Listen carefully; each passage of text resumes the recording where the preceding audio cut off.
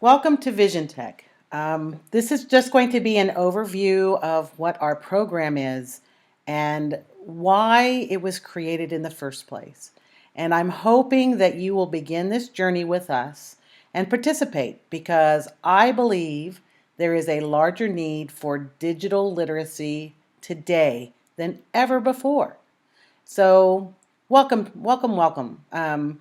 Vision Tech, just so you'll know that everything you're going to see is already established and in place based on what we felt students should know when they are handling or going out into the world. Um, so, first thing you should see is our Vision Tech logo, which was created by one of our students, Elias Peterson.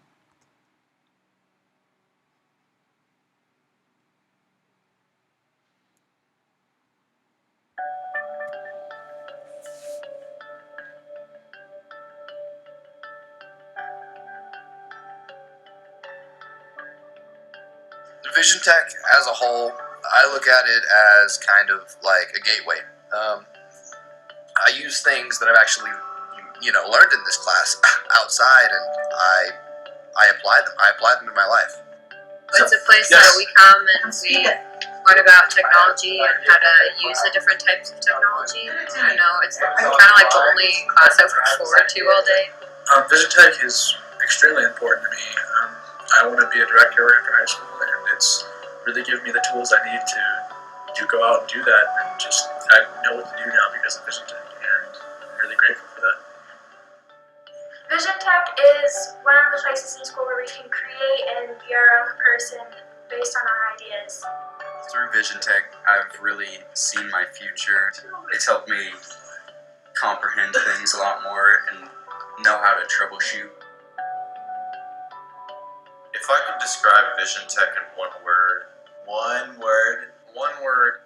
it would have to be unique, awe-inspiring, Futuristic. unprecedented, innovative. Incredible.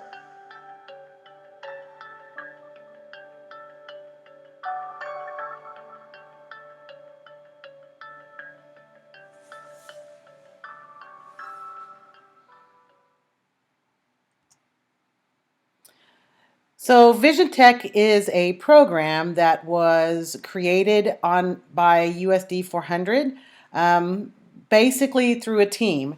And the curriculum itself that is going to be covered in Nerd Digital Brew was created by me for this program. And just so you'll kind of see what we do, we existed in two levels. Our first level was called Interactive Media, and it focused on creating skills through units. And those units basically they're the content that I'm going to cover in Nerd Digital Brew. And then it was established through Media Technology, which was level 2, which focused on independent project development, which added instruction by me as well as independently regulated through self-regulation units created by the students themselves that were facilitated by me. And those students basically created their own blended learning units, learning the evaluation skills to find resources and establish those practiced guidance developed projects on their own. And it's amazing the way that our kids can learn when they're doing that. So here is what the course is going to cover. Basically, this is what Nerd Digital Brew is setting up. These units, which we began basically as a tech boot camp that had both soft skills and equipment use and development of those skills, as well as accountability for self-learning. And the biggest thing that we found was that we had an entire student population that had technology without the ability to use it. And furthermore, the largest deficit was in areas of web literacy where students would believe everything that they read on the internet. They did not know how to find research, and they did not know how to validate their own viewpoints. And so that's kind of what helped to drive the development of this program. We wanted to emphasize that web literacy and digital citizenship, and we wanted to do it in a paperless digital way to modernize it as much as possible. So the units we covered were web literacy and understanding the internet, especially covering networks, how the web worked, the difference between browsers and search engines, how to keep yourself safe, internet protocol, understanding the importance of creating a sound internet identity, as well as how to use it effectively, how to actually use Boolean research basics, and how to write search strings, how to evaluate the sources that you find. I mean, it's a great ball of knowledge right there. Tech Mod 2 was how to use equipment, how to use every digital piece of equipment that we had, scanners, cameras, camcorders. Not only that, how to use the phone that you're carrying, because so many of our kids have no idea how to actually use that instrument. And so we learned how to use it for work as well as creating art. Tech Mod 3 is the use of iLife Suite materials. And if you notice, this is Apple-based programming, and I know that many of you are PC-based, but keeping that in mind, many of the skill sets are cross-platform. Tech Mod 4, Office Productivity, dealt with wikis, blogs, Google Apps extensions, Google Drive forms, all kinds of how to use that to work smarter, faster, more efficiently. Tech Mod 5 is online manipulation, from stripping and ripping and conversion and formats and understanding how to make them usable, how to use them creatively, legally. Tech Mod 6 is iWork Suite, which we covered pages, keynote numbers, and documenting all media for those kind of presentations. For you folks, you could flip this into Microsoft Office, do the same thing. Second part of the course, which was pretty much second semester, is online communication. We learned how to use online communication for work and interviews and developing your web identity. Tech Mod 8 is beginning web design, where we learned about HTML, coding, Dreamweaver, and CMS web building with Wix, Weebly, Squarespace, Google Sites. That unit also was followed by the creation of a digital portfolio for each student, where they created a resume, had a platform of project work from the previous semester to upload, and to set up any kind of a professional look at self that they could use to apply for scholarships and jobs. Tech Mod 9 is Flash application usages. We took a look at Flash, SketchUp, Cheetah, and any kind of animation stuff. We look at visual applications, Fireworks, Adobe, Photoshop, Motion. And if you notice that a lot of these are just survey courses because they take too long to teach individually, so we just kind of showed them the playground, as well as in Tech Media Mod 11, which again, we showed them the playground with Final Cut, GarageBand, Logic, Pro Tools.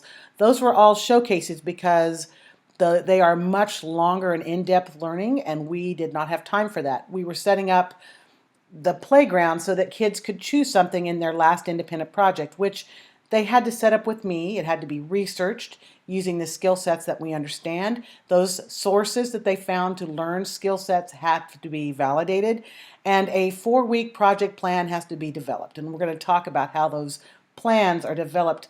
Finally, there was a capstone presentation that the student presented that represented 4 weeks worth of learning, not necessarily product, 4 weeks worth of learning. And I won't show you the capstone portfolio. We can take a look at that another time. So basically, when students set up that independent learning project, there was always an emphasis on learning something new and having a goal set. I'm really emphatic about students understanding how to set goals and how to get to those goals. We talk about students setting goals, but we seldom help them learn how to achieve real goal expectations after they set them. So that's one of the things we do. We set up a goal. We set up a individualized blended learning resource establishment. So students had to use search strings, find their own resources, and then evaluate those resources as their learning guides. Really, really important, because if students are going to learn on their own, that's exactly what they're going to have to do, is find resources that are going to pertain to what they want to learn and then use those as a guide. And more than that, they have to make sure that they're valid, that they're genuine, that they're authentic in their information and knowledge. And also, I like to stress to students to find resources that are suited to them, that they fit their individual learning styles. For example, I like to have voice and visual, not just visual, and that's my learning style preference. So students will often look for those individual nuances as well. Then you got to break down your project. Week by week, what are you going to do, and how are you going to be accountable for that learning? And that accountability is where I come in. And again, at the end, students develop a showcase that we stream those live and present them to the world. In fact, our YouTube channel, which you can see here, has over 1 million hits, and we average about 20,000 hits per month. Our students explore lots of areas, and I'll show you that in a bit. So here's what I put the emphasis. Our emphasis is always on learning, not just product. And I think too often as instructors or as whoever we are, as developing content, we worry just about the end product. And I'm not saying that isn't important, but if you want kids to learn how to learn, you have to put the emphasis on the learning. So big thing is that when we have a showcase, they are graded on the following. What kind of goals they set up for their new learning? Did they establish those goals clearly? Did they show a mastery of technology, whatever this happens to be? This has to be a demonstration of the content of the learning. And they must command that content. They must show me that they understand how to run an application or use the terminology or have a swath of work that reflects that learning. They have to have that as part of the presentation. They have to have a clear view of the planning of the project, how to plan for where you're going. If you've got a goal and you want to make something, how do you actually break that into chunks and make it? Of course, if there's a product, we want to see it. And that's an important aspect, but notice it's only one aspect of the grading process. Finally, they have to do an overall reflection on their learning. What worked, what didn't work. What kind of insights do they have on the product? What would they do differently? For example, we learned so much about green screen filming because students before us learned about lighting and what kind of backgrounds to use and what kind of what clothing you should or shouldn't wear when you're filming. And we share all that. So that learning is really important as part of the reflective learning process. Here is what we do, folks.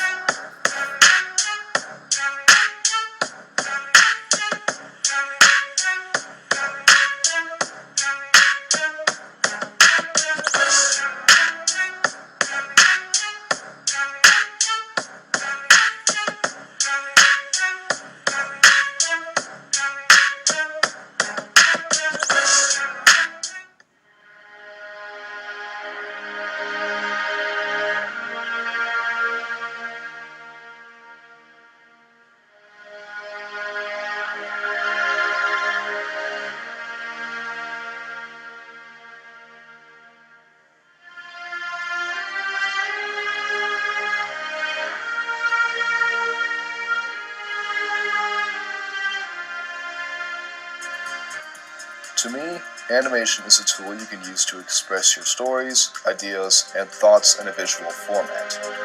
It can also be a fun activity to mess around with in your spare time.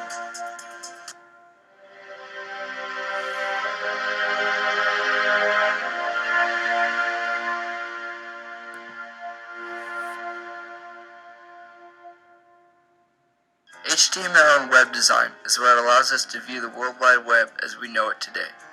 Making websites has helped me understand the web and how it works. Making a website lets you take your creative thoughts for a standard flat and still image and put interaction into it through links, Flash, HTML5, and JavaScript.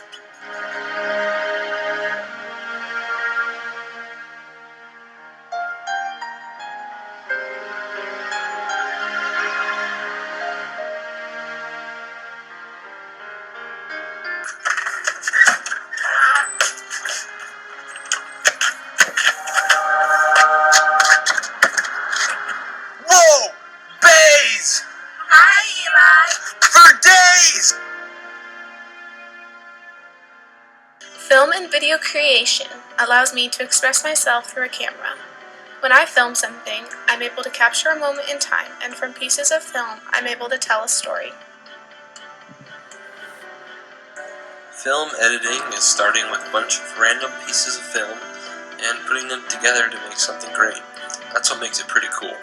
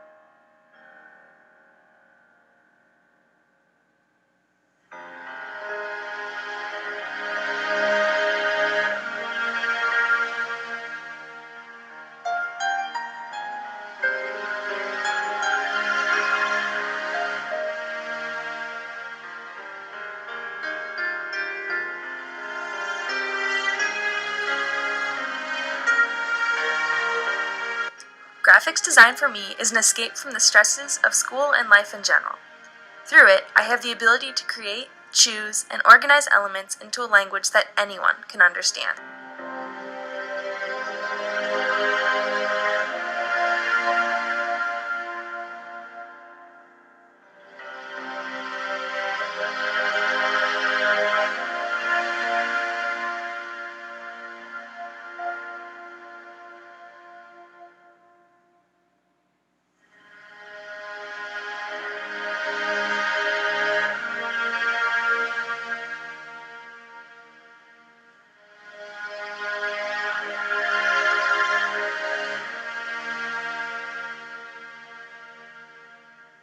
I see building things as a way to take everything you've learned and just give something back to the world in a way that they can use it, as well as probably one of the strongest learning experiences I've ever done.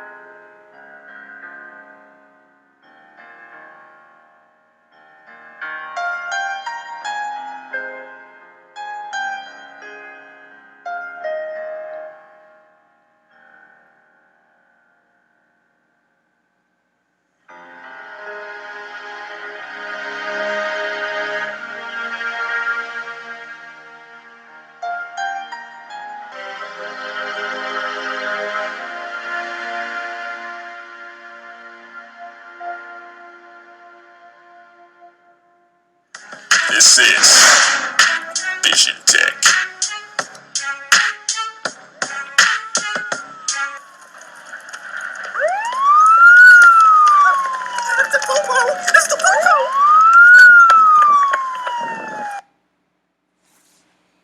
Pretty great stuff, huh? That's just a great look at how our kids create projects and what they do with the learning that they are enabled, or I guess encouraged to do.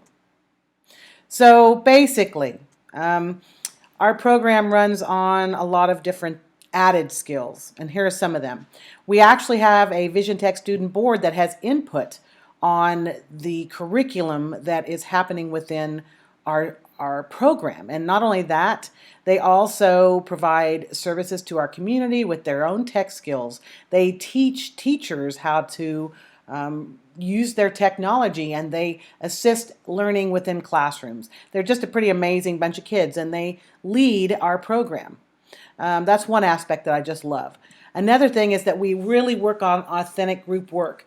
We spend time learning how to work in a group and who should be appointed leader.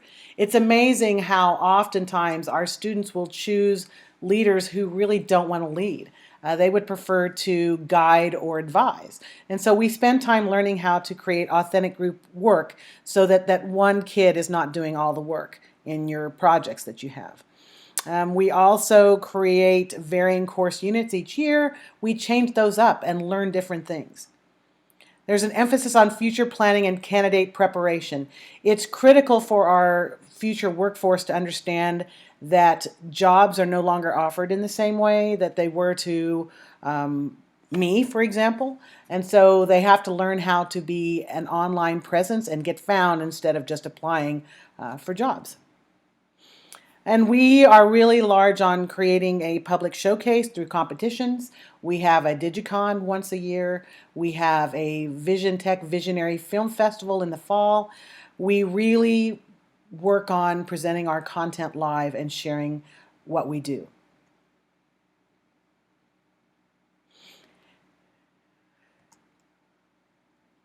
Emphasis points, things for us to kind of finalize as we wind this down. We really want it to be known that students drive learning. It's teaching kids how to learn and letting kids learn things that they want to learn. That's really part of what we do. Use and evaluate the resources that you find. How do you know that what you're learning is authentic? That's critical. Learning how to write great search strings, learning how to evaluate sources for authenticity. Taking risk in your learning. Let's encourage our students not to be afraid to try something new. Our students are wonderful students oftentimes, but they are in search of that almighty GPA instead of being concerned about learning or taking a risk in learning. If we're really going to change the way learning works in our schools, in our homes, in our colleges, we have to enable our students to know that learning is about risk-taking and going into new places without fear. Evaluations have to be driven by proof of learning. In other words, if you want to learn something, awesome, but you've got to show me how you learned it. That's part of it. Preparation for candidate-driven workforce. I really love that emphasis for our future. Kids have to know where they're going and how to get those jobs of the future. We just don't want to have kids learn to use their technology to learn. We want to have kids learn how to use technology to build the learning tools themselves. How you are going to be a part of that actual revolution themselves. And finally, I love this program because we're a family. We have fun as a family. We have gaming nights. We have movie nights. We make things social. We mean that learning is a family type environment. So as I wrap this up, hopefully you understand our program a little more. And if you should have any further questions, please contact me, Lori Dink, at nerddigitalbrew@gmail.com. And thank you for watching.